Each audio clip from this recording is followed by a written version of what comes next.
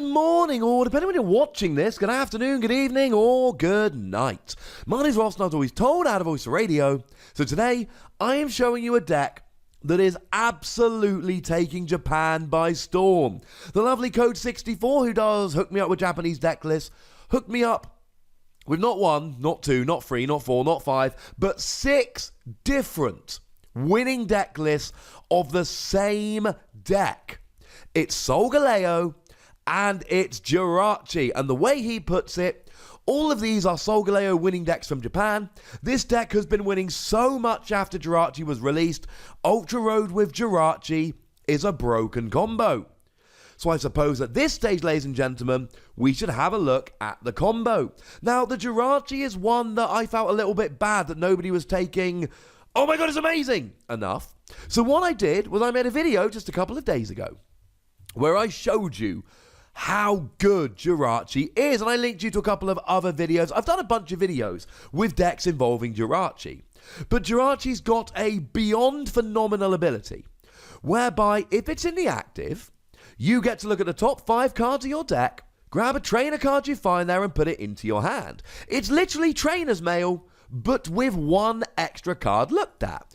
2 downsides to this. First of all, it can only be used if Jirachi is in the active. Second of all, when you use it, Jirachi goes to sleep. But both of these problems can be solved with Escape Board. Escape Board lets you retreat for 1 fewer energy, and it lets you retreat when you're paralyzed or asleep.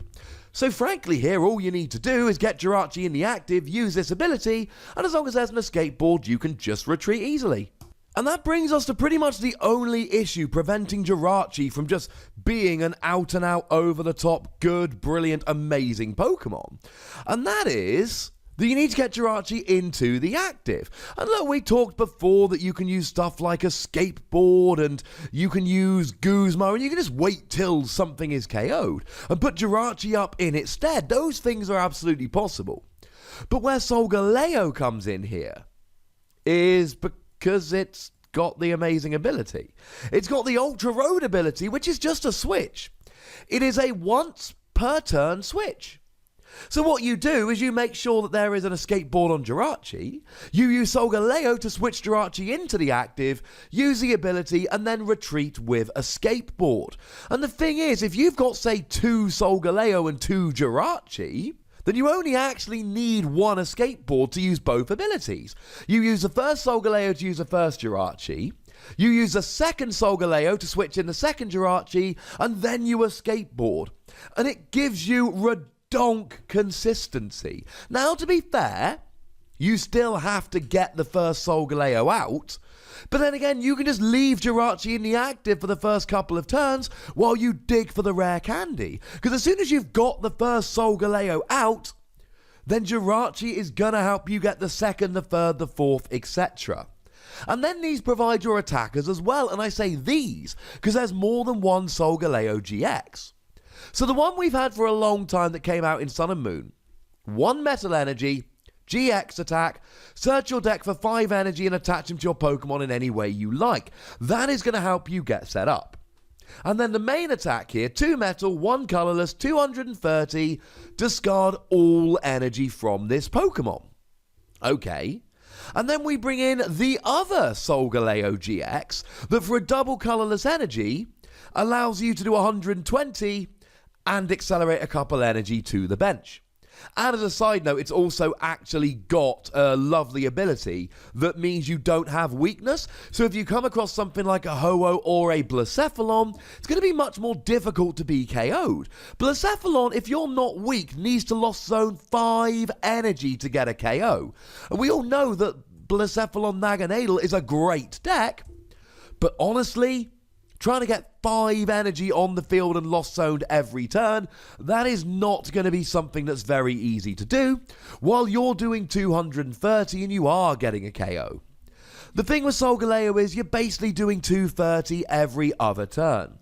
Now, you may be able to get 2 in a row off after using a GX attack, get all the energy off and then just get 2 Sunseal strikes in a row, but during most of the game, what's going to happen is you use Sunsteel Strike for 230, you lose your energy, Ultra Road into a Jirachi, use the ability, retreat into the other Solgaleo, do 120 while attaching to the bench. And that really is the basics of the deck here. One Solgaleo is there for Ultra Road, because being able to get Jirachi in and out the active every turn super easily is so broken. Jirachi's there for your consistency, and then the other Solgaleo is there to refill your energy, if you need to, and to take away your weakness. And the three of these work in perfect harmony. But as I've told you, the lovely Code 64 actually sent us 6 different deck lists. I know, right? I'll show you all of them very briefly at the end so then you can pause and see them in more detail. But over the 6 of them, there are some other Pokemon that you may wish to consider using. Now, as far as I'm concerned, one of the absolute necessary Pokemon here is Delmise. And you only need to necessarily play one of these, but the Delmise from Guardians Rising is so good. It means your metal Pokemon do an extra 10 damage, and the reason here is the numbers. There's loads of non-GX Pokemon with 130 HP around at the moment, like the non-GX Buzzwole, like Shining Lugia, etc., and you need to be able to hit 130, and the lower hitting Solgaleo, which is only for a double colourless and you will need to use sometimes, only hits 120. Well, Delmise here allows you to hit 130, and you are a GX Pokemon here. You are giving up 2 prizes, but given that you've got 250 HP and no weakness, there aren't many things that are going to be able to one-hit KO you. This is a kind of deck that can easily trade with a Shining Lugia, with a Buzzwole, because Shining Lugia is doing like 150 with a Choice Band, so's Buzzwole. So it doesn't really matter. And obviously we'll get there in a minute, but Max Potion becomes somewhat necessary here. Now there are a couple of other Pokemon that we do see seeing play. Obviously most of them are playing Tapu Lele to search out your supporters to help you get set up. We do see some people using Alolan Ninetales. That is the one which, when you evolve it up, you get to search for 2 items.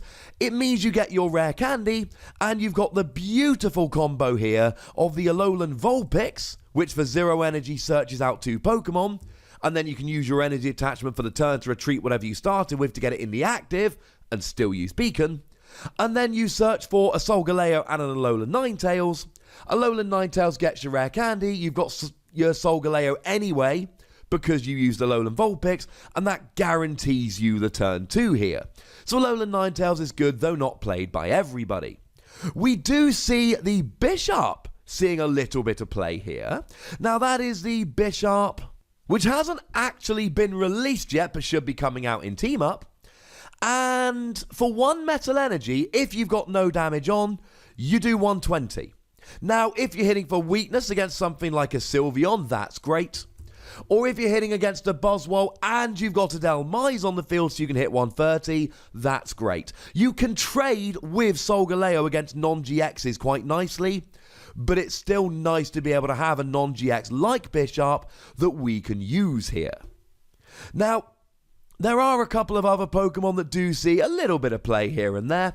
We do see 1 copy of Registeel in some of the decks, and the reason we see 1 copy of Registeel is just because it's really nice.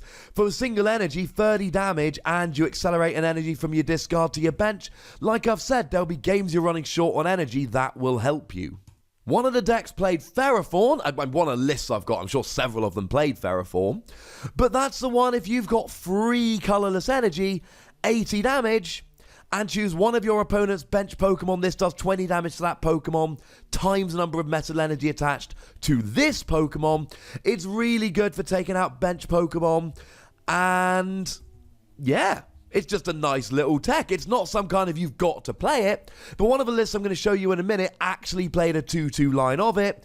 Being able to hit those bench Pokemon, take out evolving Pokemon while doing 80 to the active, pretty gosh darn nice. And here's a weird one. One of the decks actually played 2 copies of the as of yet unreleased but coming out soon, Yveltal, despite playing absolutely no darkness energy. Despite the fact that this Yveltal needs darkness energy. Why would it play that? 130 HP, resistance to fighting, free retreat. You're going to be using your Ultra Road here at times, and it's nice to have a free retreater, or it's nice to have a Pokemon in the active that can take a hit or two at the beginning of the game. It's kind of weird and kind of funky, but I love it. As a quick side note, I told you some of them did play Alolan Ninetales.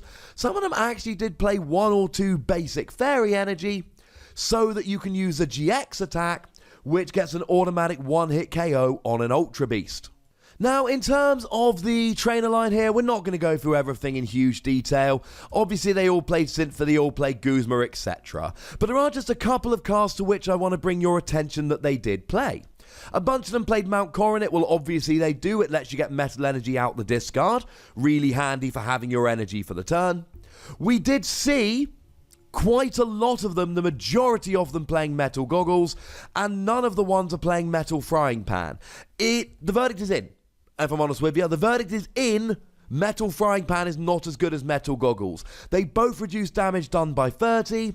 Metal Frying Pan, well, that takes away your weakness. Please do bear in mind that the new Solgaleo GX also takes away your weakness. But Metal Goggles stops your opponent dropping damage counters with attacks or abilities. So against something like Decidueye, it's just a no-brainer. It is the better option. So now, actually, we've got a Solgaleo with 250 HP, no weakness, and damage being done to it reduced by 30. That's a little bit nuts good. The only other card I really want to bring your attention to is Energy Spinner. Energy Spinner is a great little card that lets you search for a basic energy, or if it's your first turn going second, you can search for free. We don't have energy search at the moment. This is essentially a way of getting your energy. If you're playing one Fairy Energy, this is handy. And don't forget, you've got Jirachi that can search it, and you've got Alolan Ninetales that can search it. It's just a nice way of getting your energy. Ladies and gentlemen, this deck is legit. Here is a deck list that plays Bisharp and Dhalmise. Here is a deck list that plays Alolan Ninetales and Registeel.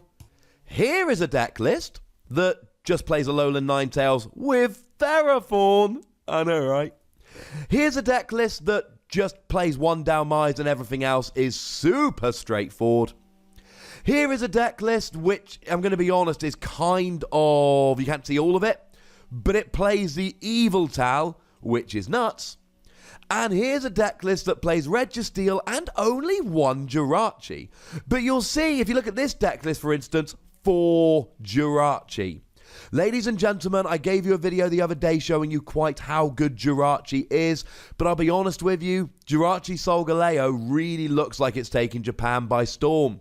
This Jirachi is going nowhere, it's nuts good. But I want to know what you think about this new deck, so let me know in the comment section, ladies and gentlemen.